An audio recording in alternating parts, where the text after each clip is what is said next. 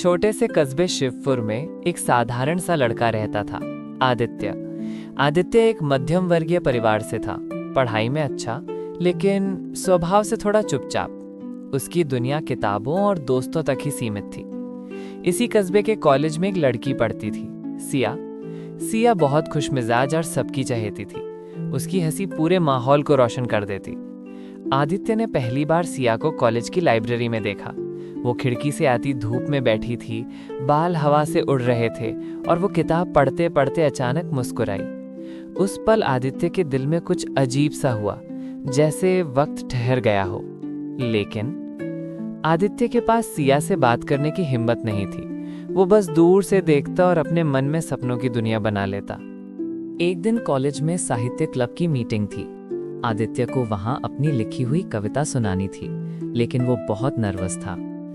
कमरा छात्रों से भरा हुआ था और सबसे आगे सिया बैठी थी। उसकी निगाहें जैसे ही आदित्य से मिली, आदित्य के गले से आवाज ही नहीं निकली। सभी हंसने लगे। अरे क्या हुआ, बोलो ना। आदित्य का चेहरा लाल पड़ गया।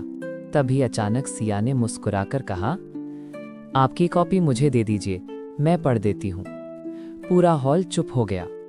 सिया ने उसकी कविता पढ़नी शुरू की। उसकी आवाज में मिठास थी और कविता के हर शब्द को जैसे जान मिल गई। आदित्य वहीं खड़ा रह गया, स्तब्ध। कविता खत्म हुई तो सब तालियां बजाने लगे और आदित्य के दिल में पहली बार उम्मीद जगी। शायद किस्मत ने उसे सिया से मिलाने का कोई रास्ता खोल दिया है। कविता पढ़ने के बाद जब सब लोग बाहर निकलने लगे, सिया धीरे धीरे आदित्य के पास आई। उसने हल्की मुस्कान के साथ कहा, तुम्हारी लिखी हुई कविता बहुत अच्छी थी, बस अगली बार हिम्मत करके खुद पढ़ना, ठीक है? आदित्य घबरा गया, बोला, थैंक यू। मुझे लगा मेरी कविता किसी को पसंद नहीं आएगी। सिया हंस दी। पसंद क्यों नहीं आएगी? तुम्हारे शब्दों में सच्चाई है और यही सबसे बड़ी ताकत होती है। उस दिन के बाद से दोनों की मुलाकातें बढ़ने लगीं। कभी लाइब्रेरी में, कभी कैंटीन में, तो कभी कॉलेज के गार्डन में। धीरे धीरे उनकी बातें कविताओं और किताबों से निकलकर सपनों और जिंदगी तक पहुंचने लगीं। आदित्य को महसूस हुआ कि वो अब सिया के बिना अपनी दुनिया सोच ही नहीं सकता। लेकिन दिल के किसी कोने में डर भी था। क्या सिया भी मेरे लिए वही महसूस करती है, या मैं सिर्फ एक दोस्त हूं उसके लिए? कुछ हफ्ते बाद कॉलेज में वार्षिक सांस्कृतिक कार्यक्रम हुआ। आदित्य और सिया दोनों नाट्य मंडली में शामिल थे। कार्यक्रम के अंत में सभी छात्रों को मंच पर बुलाया गया। सिया अचानक आदित्य के पास आई और बोली, आदित्य, क्या तुम मेरे साथ नृत्य करोगे? आदित्य का दिल धड़कने लगा। मैं हाँ बिल्कुल, वो हकलाया। जब संगीत बजा और दोनों ने कदम मिलाकर नृत्य शुरू किया, आदित्य ने महसूस किया कि सिया की आंखों में उसके लिए वही चमक थी जो उसने हमेशा चाही थी।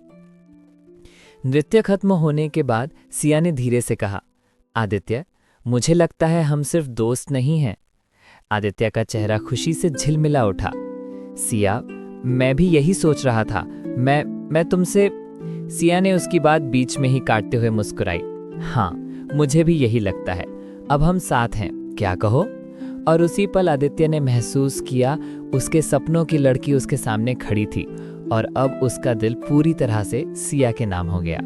सिया ने आदित्य को शनिवार की शाम के लिए पार्क में मिलने का बुलाया। आदित्य थोड़ा नर्वस था, लेकिन दिल से बेहद खुश। पार्क में पहुंचते ही सिया ने मुस्कुराते हुए कहा, देखो, तुम्हारा इंतजार कर रही थी। आदित्य ने भी हल्की मुस्कान के साथ जवाब दिया, मैं भी बहुत सोच रहा था कि कैसे बोलूं। दोनों पार्क में टहलने लगे। चारों ओर फूल और खुशबू थी। सिया ने आदित्य को उसकी पसंदीदा किताब के बारे में सवाल किया और आदित्य ने उसे अपनी कविताओं के कुछ अंश सुनाए। धीरे धीरे शाम का रंग बदल गया। सूरज ढल रहा था और आकाश सुनहरा गुलाबी हो गया। सिया ने आदित्य का हाथ अपने हाथ में लिया। आदित्य के दिल की धड़कन तेज हो गई, लेकिन डर नहीं, सिर्फ खुशी। सिया ने धीरे से कहा, आदित्य, तुम्हारे साथ ये पल मैं कभी भूलना नहीं चाहती। आदित्य ने भी उसे गले लगा लिया और मन ही मन सोच रहा था, ये तो शुरुआत है इस खूबसूरत कहानी की।